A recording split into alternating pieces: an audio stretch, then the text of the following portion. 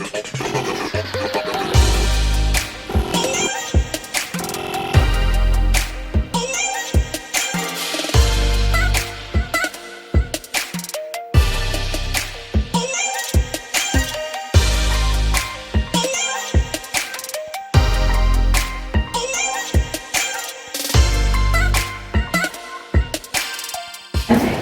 7 wilayah desa.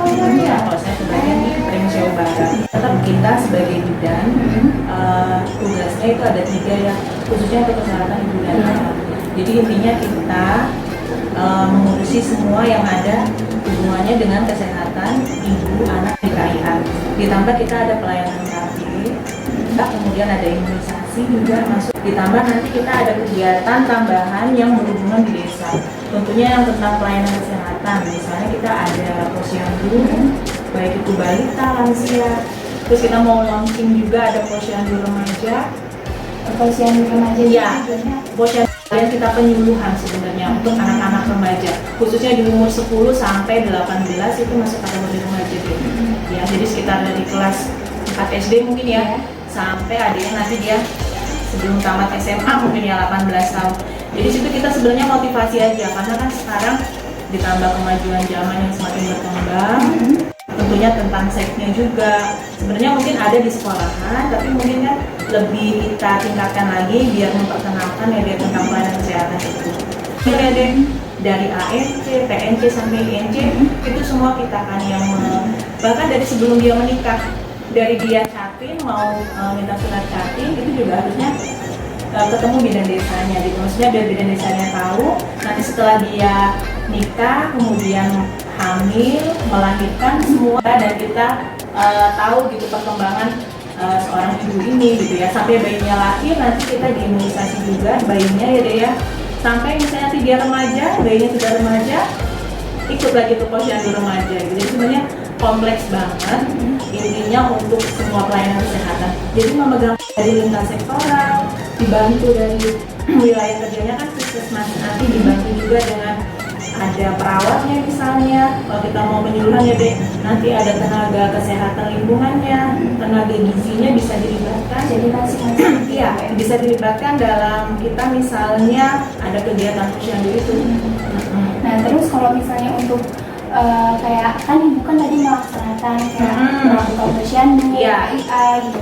Jadi tuh ada nggak sih Bu harus laporan yang harus dibuat? Iya, pasti itu ya deh. Kalau laporan itu tetap kita rekap, biasanya nanti di akhir bulan sih. Itu tetap ada, ya. Jadi masing-masing desa itu misalnya ada berapa posyandu nanti direkap. Dari misalnya jumlah yang ibu hamil berapa, jumlah yang diimunisasi, tetap itu harus direkap. Jadi nanti kami pelaporan ke dinas kabupaten, nanti dari kabupaten ke dinas provinsi. Setiap akhir bulan sih biasanya tanggal 20-an kami rekap, kemudian kami setorkan. Nah itu kan untuk tugas ya Bu. Ya. Nah sekarang kita nanya keseharian bidan desa itu sebenarnya ngapain sih? Kalau misalnya keseharian hampir sama ya, karena kita punya bidan otomatis.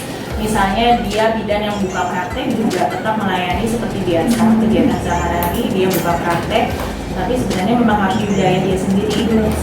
Misalnya saya Pringsewu Barat, tapi saya buka prakteknya di Pringsewu Barat gitu ya. Tetap ada surat izinnya, ada surat izin praktek, itu kan yang paling pokok ya, harus ada itu. Karena setiap bidan desa biasanya pegang satu desa deh. Ya, jadi intinya dia bertanggung jawab di dalam satu desa itu. Ya.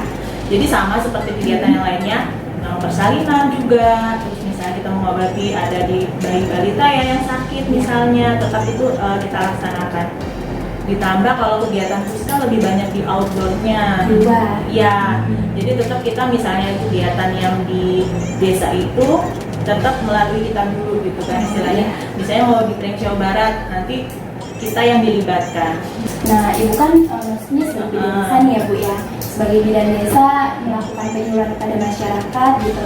Nah gimana sih Bu cara kita untuk melakukan penyuluhan itu dengan mengajak masyarakat untuk ikut serta? Kalau misalnya contoh di posyandu balita, sebenarnya kita harus punya inovasi gitu deh. Inovasinya supaya menarik daya tarik balita yang datang. Ini sih deh kesepakatan aja. Kadang sekarang kalau di Pokon itu ada namanya dana desa gitu ya. Karena semua kegiatan tidak memungkiri harus ada dana desa ya. Jadi kita nanti rembuk dulu dengan Pak Pangkonnya atau Pak Lurah bersama kader, kira-kira ada yang ide apa yang bisa istilahnya untuk masukkan ya inovasi di posyandu. Misalnya kita buat door prize-nya misalnya untuk bayi dan balita yang sudah lengkap imunisasi. Bayi yang sudah umur 9 bulan itu kan sudah selesai imunisasi dasar, kita kasih door prize, sama aja kita kayak penghargaan ke bayi balitanya ya, biar ibu-ibunya senang datang. Terus ada lagi inovasi kita buat namanya sertifikat. Ya, sertifikat bahwasannya sudah lulus IDL, imunisasi dasar lengkap sampai umur 9 bulan, kurang dari 1 tahun ya, itu biasanya sudah sampai imunisasi MR campak. Maksudnya sudah lulus imunisasi, syarat sebagai syarat masuk sekolah ya Dek, termasuk buku KIA yang pink juga.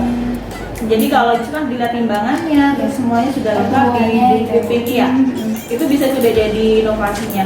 Atau inovasi yang lain, misalnya kita setting ruangannya yang begitu menariknya, ada balon-balon. Nggak sih Bu, kayak kesulitan tersendiri gitu pada saat kita mau melakukan kayak imunisasi itu kan kadang ada sih ibu-ibu, nggak usah diimunisasi juga anak saya udah sehat gitu kan. Ya.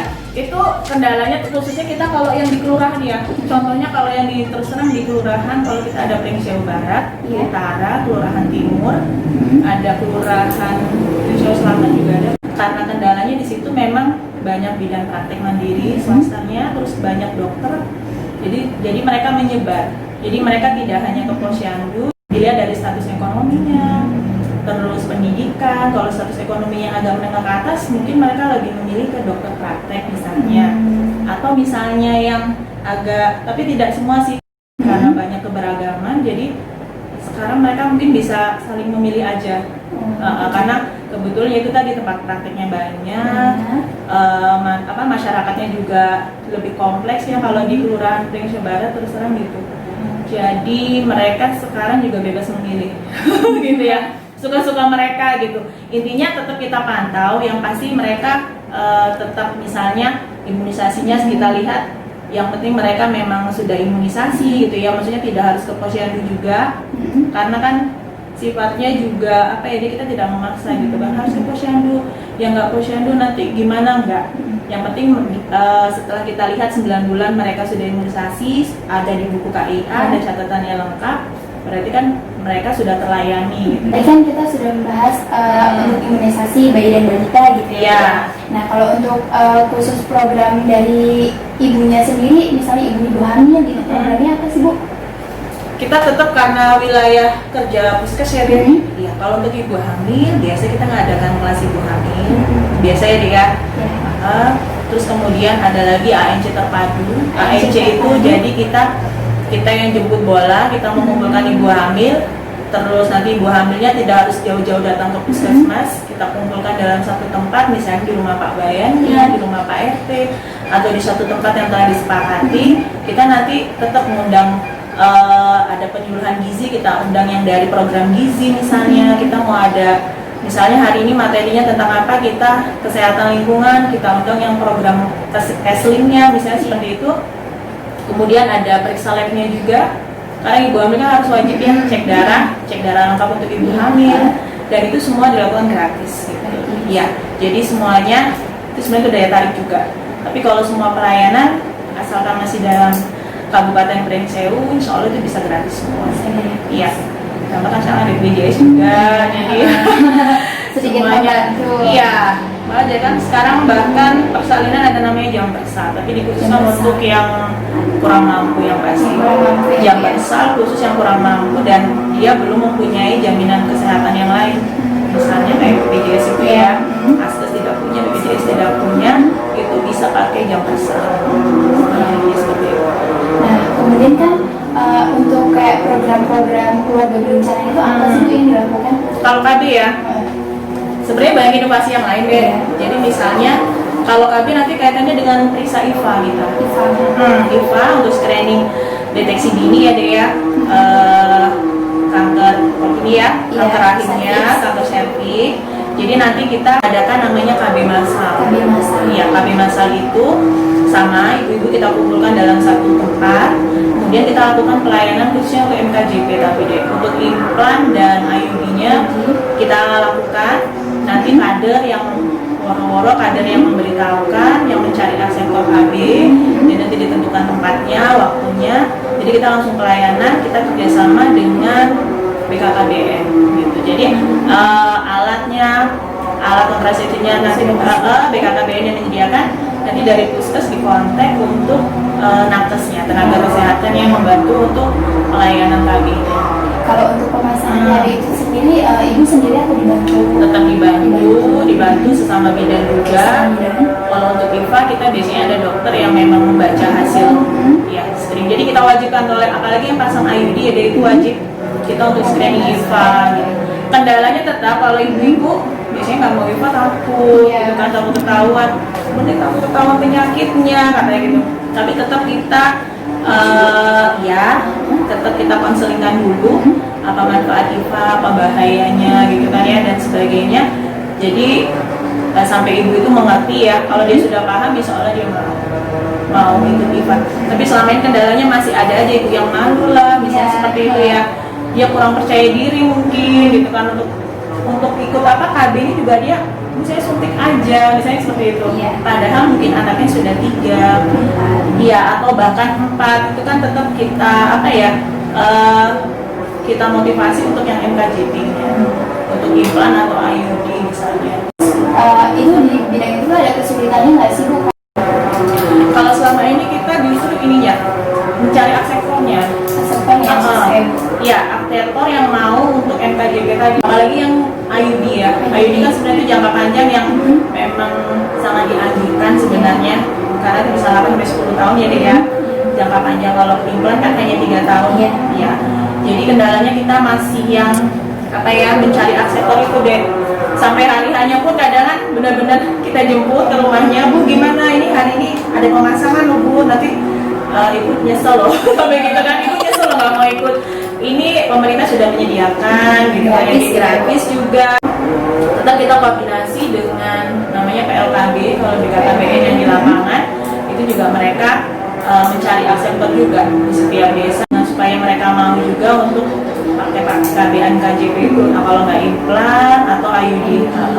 Nah kalau untuk KB itu pelaksanaannya misalnya dicanangkan nggak sih Bu, harus setiap 1 bulan sekali? Biasanya tribulan sih deh. 3 bulan sekali. Tribulan ya. Karena itu juga kita tergantung stok ini ya. Stok dari alat kontrasepsinya ya. Biasanya kita tribulan. Kalau tahun ini kita nanti ada diadakan di bulan Maret. Insya Allah bulan Maret kita adakan. Makanya kalau misalnya mereka yang paham, gua ada lagi nggak ada lagi kayak gitu. Tapi kalau mereka yang susah, kita juga sebenarnya acuh aja itu sebenarnya kita juga tidak memaksa, tapi tetap kita konseling sampai kalau bisa sampai dia mau sih. Misalnya yang sudah kita sudah menggunakan misalnya implan atau IUD, nanti mereka bisa bercerita sebenarnya misalnya nggak sakit kok waktu dipasang, terus misalnya efek sampingnya apa, nanti tetap yang pasien tersebut sudah kita konseling juga, nanti tolong diceritakan ya gitu, apa yang mereka takutkan nggak yang seperti apa yang mereka bayangkan kok gitu kan. Jadi intinya kan sudah ada contoh nyatanya seperti itu ya, kayak misalnya IFA juga sebenarnya nggak sakit kok, terus misalnya nanti memang ada gejala ke CA cervixnya, nanti langsung ditangani. Yang sudah dipasang IUD atau implan, Mbak tolong ceritakan dong dengan tetangganya gitu kan.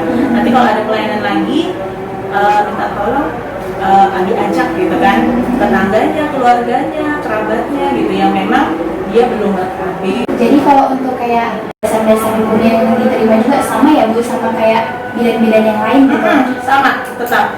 Kalau praktek itu pasti ada surat izin praktek gitu kan, karena kita ada organisasi ini juga.